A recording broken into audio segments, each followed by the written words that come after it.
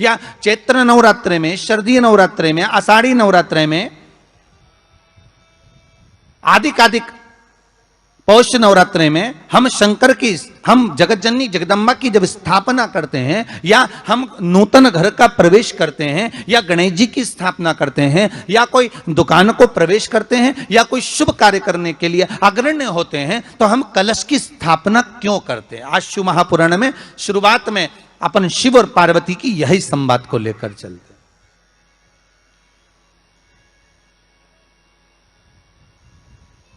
आखिर कलश में ऐसा क्या है? कलश के अंदर आखिर ऐसा क्या विराजमान है कि 33 कोटि देवता उस कलश के अंदर आकर बैठ जाते हैं महाराज?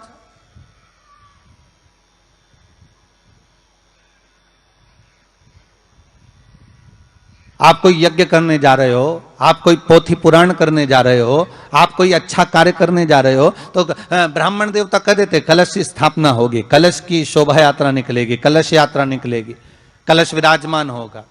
और आज हर की पौड़ी पर, प्रयागराज में, या उज्जैनी में, नासिक में जो बड़े बड़े कुंभ के मेले होते, कुंभ का मतलब भी तो कलश से होता, उसकी महत्वता क्यों है?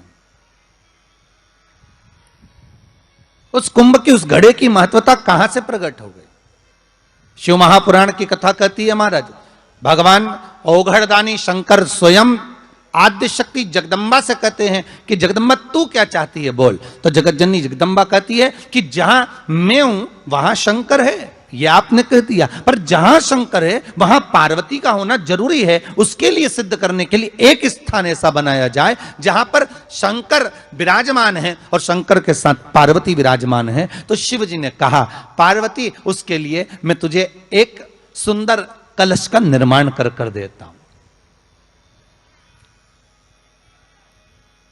दुनिया का रचनाकार, दुनिया की रचना करने वाले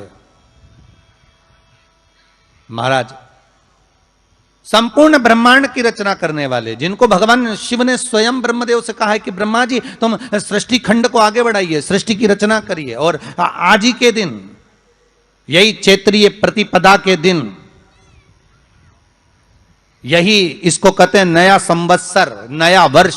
हिंदू धर्म में क्यों कहा जाता है? आज ही के दिन ब्रह्मा जी ने महाराज सृष्टि की रचना करना प्रारंभ करा था। आज ही के दिन भगवान शिव और ब्रह्मा का संवाद हुआ था। सीधे भगवान शंकर ब्रह्मदेव के पास जाकर बोले थे, हे ब्रह्मदेव आप सृष्टि की रचना करिए। तो ब्रह्मा जी ने पूछा था, सारे नक्षत्र आपने बनाए, सारे दिन आपने बनाए, सारी घड़ियां आपने बनाई, सारा पल आपने बनाया, मनुष्य की श्वास गिनती, काउंटिंग, अर्थात मनुष्य के शरीर की रोमावली, ये सब आपने निश्चित करी है।